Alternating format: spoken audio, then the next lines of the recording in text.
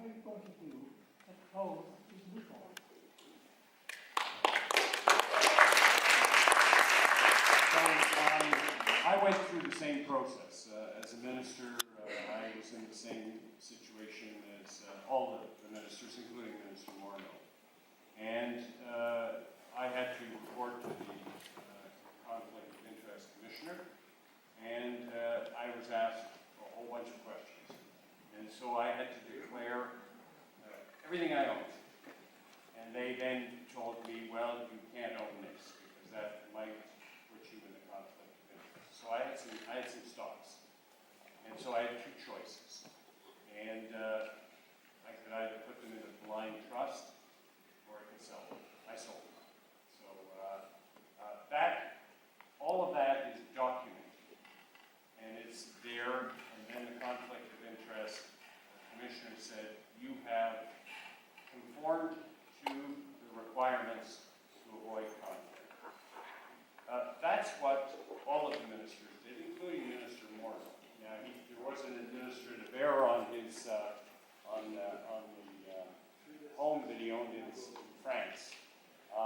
He actually declared it, but it didn't get picked up by the Conflict of Interest Commission. But he asked the same thing: what are the rules? And he respected all of those rules. Now, you brought up a good point, and that's the question of the loophole, what people are calling the loophole, the sort of indirect, the holding company situation. And that is what, of course, came to light.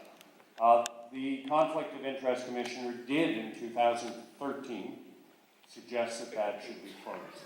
The previous government did not do it, and we did not do it as well. I don't know whether she brought it up to us as soon as we became the government. I don't know that answer, but it remained there.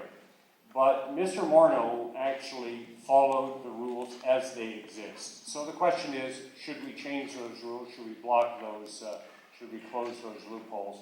That's a very valid question that you're asking. I can't give you the answer to that now because I can't speak for the Government of Canada, but that has certainly been something that has come out in the last while.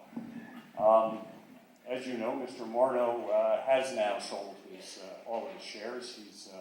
He's put all of his holdings in a blind trust, and in fact, he's stated that any money that his shares did make, he's giving that to charity. And so he feels badly about it. And yeah, well, he does.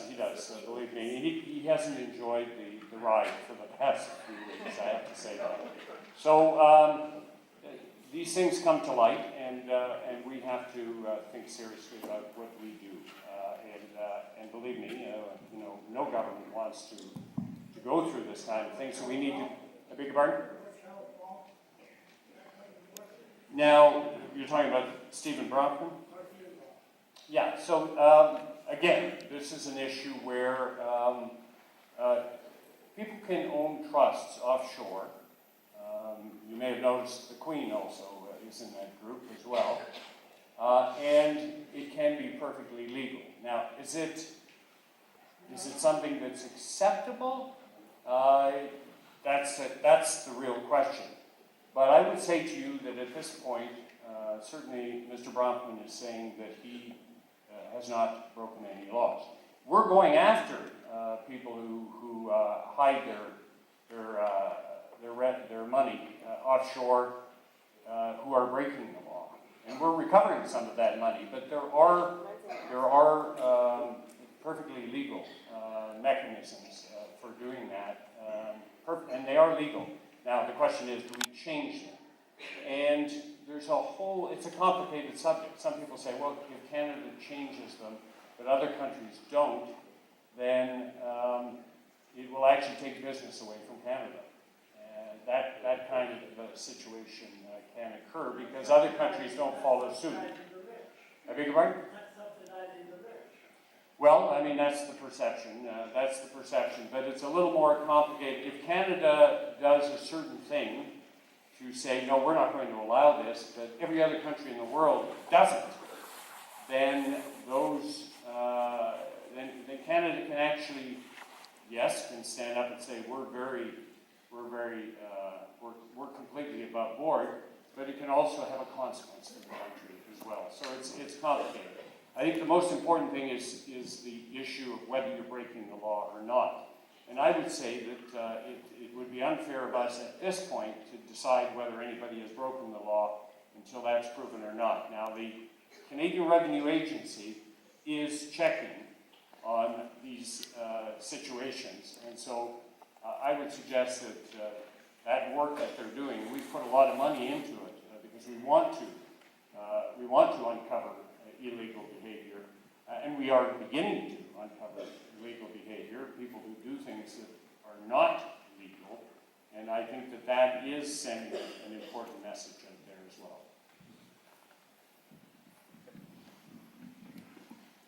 Thank you for coming. My pleasure. My name is Chris Ratcher. I have a two-part question. First is just a suggestion. It would be nice if you increase the limit of TFSA, which I think at previous years it was 15,000 or something. Now it's back to 5. That's just a suggestion.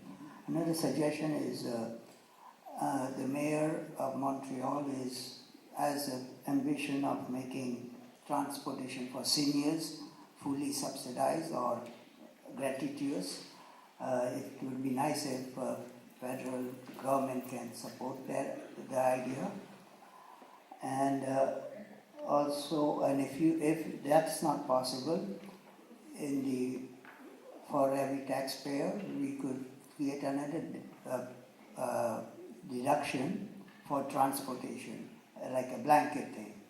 These are suggestions. Now this is a thing which is more important, is in my case, I always pay my taxes and I've been regular. And it just happened that in year 2013 taxation year, I happened to declare my capital losses as capital losses, and then I realized I made a mistake. I should have declared it as business losses. And so I filed my amendment according to the rules of CRA, and they accepted my plea, and they were treated as business losses. And then when they were treated as business losses, I realized that I'm eligible for income supplement. And when I applied it, they threw in the curve by saying, oh, you can only go back 11 months. Now, according to the Charter of Rights as well as a law of limitations for debt, is I think at least 5 years. And if CRA wants any money, they can go back as far as 7 years. Now, as far as government wanting to pay a person who was eligible for supplement, and he did not know until his tax return was amended, and then because it was amended, and the regulation of which governs supplements. Sir, what I would suggest you do again is, because it sounds like this is something where you feel that the government didn't do the right thing, I would ask you to come to my office and we can talk about that in detail to see whether you feel that you have not been properly treated by the government. But already the case is in the tribunal. Well, let's talk about it in our office so that we can decide whether we should help to write a letter for you and question how you have been treated. Thank you. Okay, but on the points that you were making, the TFSA was brought from 10,000 back to 5,500. Most people don't max out their TFSA. Some people do, but most people don't get anywhere near maxing out their tax-free savings allowance. Most people don't max out their RRSPs either. We felt that the level of 5,500 was a proper level because, as I said, most people don't get anywhere near saving that amount. On the issue of mobility, the new mayor, Valérie Plante, has talked a lot about transport mobility. In fact, she talked about the pink line. That allows me to tell you about our transport infrastructure program, and of course we're involved with the Réseau Électrique de Montréal, the REM, the light rail transit system that we will be partly involved with.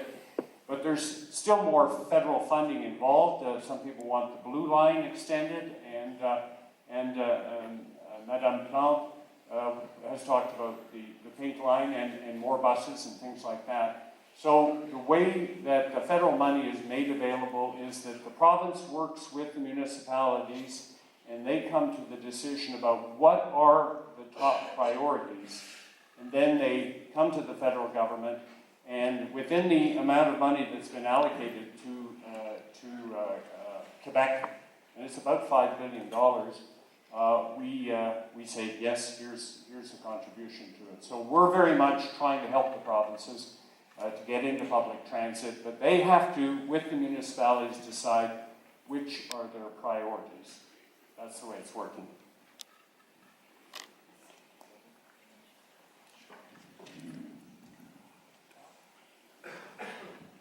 Hi, thanks for coming.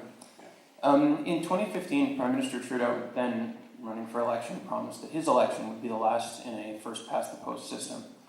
In the time since then, the promise was not about asking Canadians what type of system they wanted, and whether or not the intention at the time was really to learn more about what we wanted, or whether the intention was to avoid making good on that promise. At this point, I feel is kind of irrelevant, and I don't understand. What does the Liberal Party of Canada intend to do to restore some trust? I feel this was a direct promise, and it was directly broken. Well, we took a hit for it, too. There's no question about it. The Canadians told us that, hey, you promised that, you didn't do it. I held a town hall myself in my riding. I was there. Yeah, and I heard from people. And in all honesty, there was a variety of opinion across the country. What was the strongest? Well, in my town hall, it was for proportional representation, but different variations on it. Wasn't necessarily bad in other parts of the country.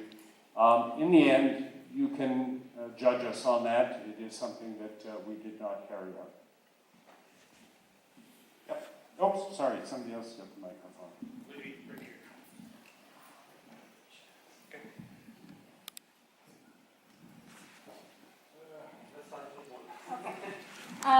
Okay, so hopefully we'll come back to me after. But my first question is about the Hyperloop train. Yes. And how likely it is that Montreal, Toronto, and Ottawa gets connected. Because I think it'd be really cool for Montreal's economy. And if it's not that likely, what can we do to get ourselves on top of that list? Okay, so a Hyperloop, is everybody familiar with Hyperloop? No. You know, a Hyperloop is like a tube, and the train travels inside that. And to tell you what it does is it can get you from Toronto to Montreal, in theory, it's not been built yet, in 37 minutes. See, a lot of people would like that.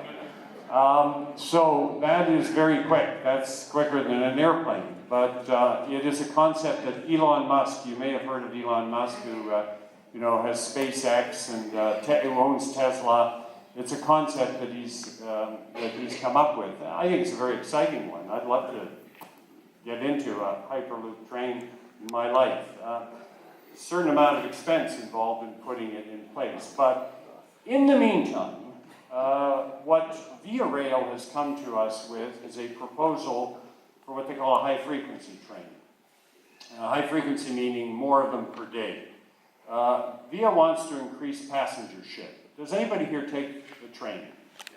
I love the train. And I take the train every week because I think it's not only a nice way to travel, it's comfortable, no hassle, no security at the airport, that kind of thing.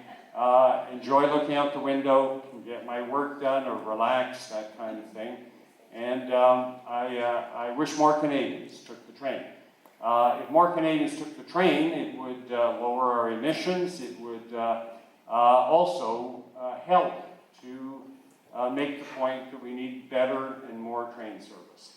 And so the high-frequency train proposal is one that essentially is based on saying we need our own tracks and we need to have more trains per day. So if you're, instead of having six trains option per day to go between, let's say, Montreal and Toronto, I'm not sure how many there are may be 8, I don't know, there would be 12 or 14 per day, and to later at night, then it would be something that would be more attractive for people, that they can take the train almost every hour type of thing. That's one part, that's the frequency part. The other thing is that it would be on its dedicated track. Now, I don't know if you know it at the moment, but when VIA trains go across the country, they're going on CN or CP rail tracks. And that's why they have to stop all the time, to let the freight trains go by because they have priority. Now, between Ottawa and Montreal, I don't mind if I'm, an extra 20 minutes, but you could make it faster if it was on dedicated tracks. Like the concept of a high-speed train, but this isn't that high speed, but it's much better than the current Via Rail arrangement at the moment. You could go 170 kilometers an hour and you wouldn't have to stop except where you want to stop. So there'd be more reliability, it would be faster, and it would be on its own dedicated track. That's a proposal that VIA has made to us, and we are looking at it. And they are saying if we do that, we project that more people will leave their car behind and get on the train, or will even decide they'll take the train instead of taking the airplane. So those are things that we are looking at the moment, because we realize that, if you compare us to Europe or to Japan, which has had the bullet train for 50 years, we from a technology point of view, we're quite far behind. So we are looking at it.